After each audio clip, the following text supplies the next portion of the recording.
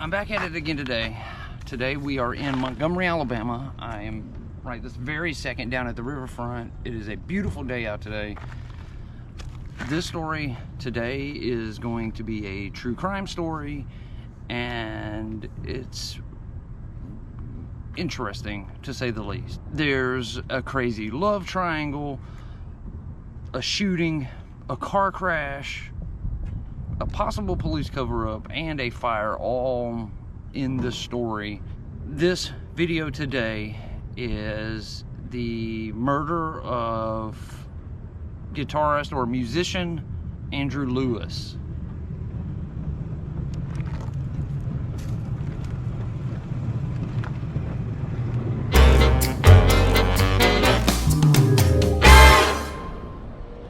Andrew Lewis, he was a 31-year-old musician from here in Montgomery, Alabama. This is the Alabama River right here next to us, and the area to riverboat from downtown riverfront Montgomery. On top of doing like solo music, Andrew was also in two different bands. One was named Whiskey Giants, and the other was named Medicine Chest. Now, it seems like he had a little more notoriety with the band Medicine Chest. They were pretty popular here in the area, and they got playing gigs all around the city and even the state of Alabama. For 8 years, Andrew lived here in Montgomery, and he dated a woman whose name was Mary Jill. He lived and played music all around the city. It looks like Montgomery's minor league ball team is fixing to play a game. It's pretty active downtown right now.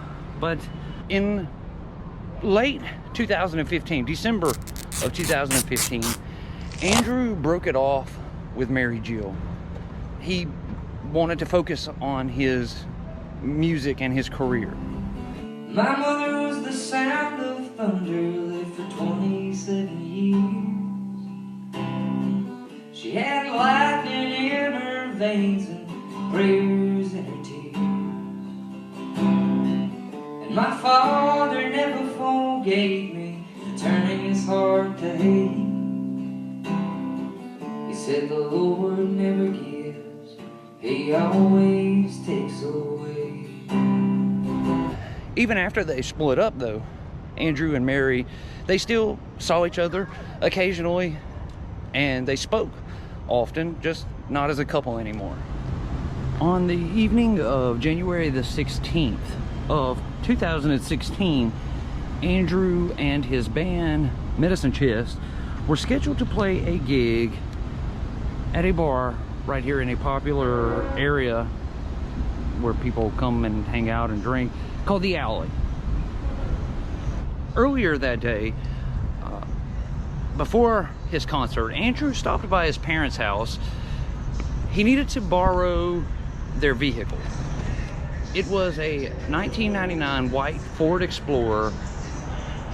Now, he actually owned a Chevy Suburban, but the transmission had just started acting up, and he didn't want anything to keep him from making it to the gig. He wanted to make sure that he came here for his concert. So he goes to their house, he borrows their Explorer, and he starts heading here to downtown Montgomery. He and his bandmates park, and they start heading back to the bar they're going to play at. When they pass by this restaurant right here on the right, as they pass by the restaurant, Andrew notices that Mary Jill is sitting outside eating with her new boyfriend, a guy named Eli Miller. Andrew kept walking to get back here to the alley bar where Medicine Chest was going to play. Their concert went on for several hours. They played their entire set and they wrapped up. Well, they started packing up all of their band equipment and getting ready to leave Mind you, the bar still has plenty of people inside of it. It's about 2 o'clock in the morning. They've just called last call. And everything is just wrapping up for the night. When all of a sudden, Mary's date, Eli, he burst into the bar. He makes a beeline for the stage. He actually climbs up onto the stage and tries to start a fight with Andrew. No one has said what Eli's beef was with Andrew. I mean, we can all assume that it had something to do with Mary Jill. People who were in the bar at the time said that they could just hear Andrew saying, "No ill will, man, no ill will." And you could actively see that he was trying not to fight Eli. But Eli was adamant, and he kept on and he kept on. So Andrew ultimately winds up leaving. He really didn't see any other way to avoid Eli. So he swiftly exits the alley bar, jumps in his parents' Explorer, and leaves the downtown area. Now, after Andrew leaves, he calls a few of his friends and talks to them about what happened. And I guess it was about 3 a.m. Andrew came right here to what was the Montgomery Police Department. It's kind of like a magistrate office. This is where you come if you needed to file a report and those kind of things. They have since moved it in the last couple of years, but this is where it was at when all of this went down. So Andrew, at about 3 a.m., he came right here to the Montgomery Police Department office to file a complaint on Eli and Mary. But when he walked through the front door, Mary and Eli were already here. They had came to file a report on Andrew, and they were here when he walked in. You know, typically in these cases, the aggressors, they typically do stuff like that. They will go file a report against Andrew so they can act like they are the victims in these situations. And this situation here is no different. That's exactly what happened. Andrew, opens the door to the police station, sees them in there filing their report, and he leaves. After Andrew left, I guess he went to a friend's house or whatever. At about 6 a.m. that same morning, Andrew was on the phone with another friend, and he told them that he was going home to his parents' house so he could go to bed. That was the last communication that anyone had with Andrew Lewis that night. 9, what's your emergency? I need an ambulance immediately. I have someone down in front of my house. They hit a pole. What color is it? There's fire. There's fire back there. There's fire. Under the turnpike? Yeah, the vehicle is on fire. Okay. 15 minutes later, after Andrew said on the phone that he was going home to go to bed, the Montgomery Police Department get a 911 call about an incident that has taken place at the corner of Bell Road, and it's hard to see from this angle, but it's at the corner of Bell Road and Henley Road here in Montgomery. The Montgomery Police Department arrive on scene to find Andrew's parents' 99 Ford Explorer crashed into this exact power pole right here. The Explorer is engulfed in flames, and if you look at this power pole, you can still see the burn marks on it. Look, all the burn marks are still there from Andrew's crash. But the Explorer is engulfed in flames. There's a picture you can see where the vehicle, after it hit the pole, it stopped like right over here in this area, well, the straw. But the car is sitting here burning, and Andrew is laying in the middle of the road, deceased, with a bullet wound in his wrist and in the back of his head. Also, when police arrive here on scene, along with Andrew and his vehicle over here on fire. Mary Jill and Eli Miller are both here on scene. And it's an accident and the vehicle's on fire? Yes, it's Okay. like bursting into flames right now. What kind of car is it? Can you tell? It's some sort of SUV, like a Blazer kind of thing, like a, I can't see it now. It's like complete smoke. There were people standing up there by the vehicle, which doesn't seem very smart to me.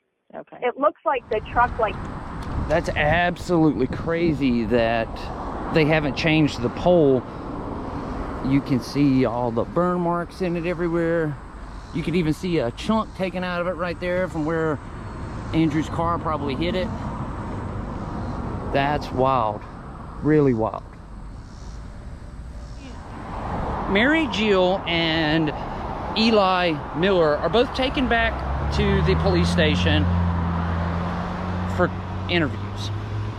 They tell the detectives that Andrew tried to hit them with his car. A chase ensued, and then he crashed into the pole.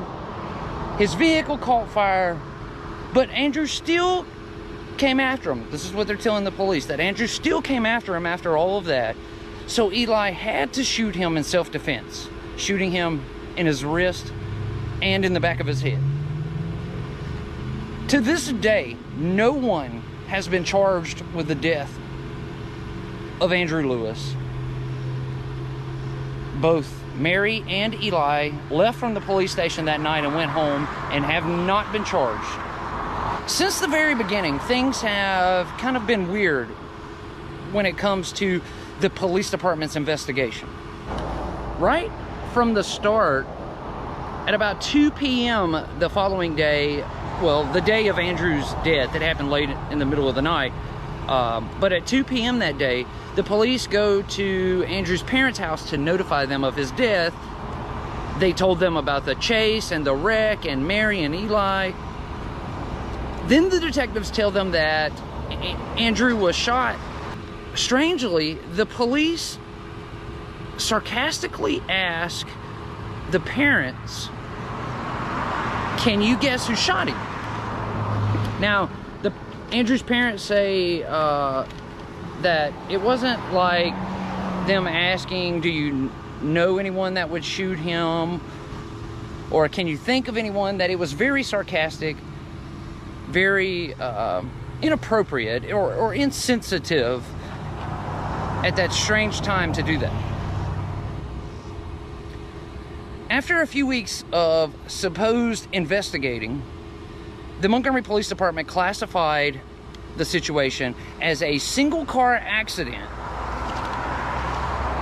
And then down underneath it in parentheses, it said with multiple vehicles involved. How can it be a single car accident with multiple vehicles? I don't understand myself. Now, here we are, 5 years later now. The police department have still not even publicly identified that Andrew Lewis was the person who died in this ordeal. His parents were actually the ones who come out and tell everyone. The police have kept all of it quiet. After the parents released that information, though, the police did come out and publicly say that Eli and Mary acted in self-defense. But anytime that they're questioned as to what evidence led them to say that, they decline to answer. That self-defense statement would go on to open up a can of worms. People started poking holes in the information that was available and the obvious differences, like, if it was self-defense, why would he be shot in the back of his head? That means he was faced away from the shooter when he was shot. So how was that possible? They also pointed out that Andrew Lewis did not have a gun or a knife. He had no weapons at all. So how was shooting an unarmed man in the back of the head self-defense? Plus, if you remember early in the night, Eli was the aggressor. Right at the very end of Andrew's concert, he stormed the stage and tried to fight Andrew. Oh, so whatever Mary told him fired him up enough that he became irate and tried to fight Andrew, and that's what started this whole ordeal, this whole series of events that led to Andrew Lewis dying. The Montgomery Police Department absolutely refused to release any more information. No matter how many records requests are put in, they will not release anything on this case. The investigation has not been closed yet, even though it was classified as a single car wreck. It's still an open investigation, just I guess it would be a cold case now. So really that's the only hope of getting justice for Andrew, is the fact that this case is still open. Maybe one day we will get some more answers, maybe even an arrest. And if not an arrest, if it was self-defense, maybe the police will release the evidence to show that it was self-defense. I mean, that's all we can hope for, because something is going on and the police refuse to talk about it. They won't say anything. They you know, are keeping it as quiet as possible. Andrew's parents don't have, they won't even talk to them about it. All we can say is hopefully one day Andrew's family can get the answers they're looking for. That is going to do it for this episode today here in Montgomery, Alabama. The murder of musician Andrew Lewis. I want to thank you all so much for watching. I really appreciate it. If you're new here, go down, hit that subscribe button, then hit that notification bell so you get notified every time I upload a video. If you want to help support the channel, you can check out the links down in the description box below. That's always much appreciated, and it helps us keep making videos like this. Thank you all so much. I will see you again tomorrow. Please stay safe and stay healthy. Much love to you all. And you can blame it all on me for tearing your heart in two. And you can blame it all on me. What the hell was I supposed to do? And you can blame it all on me. Ask the Lord to take me away, 'cause I was born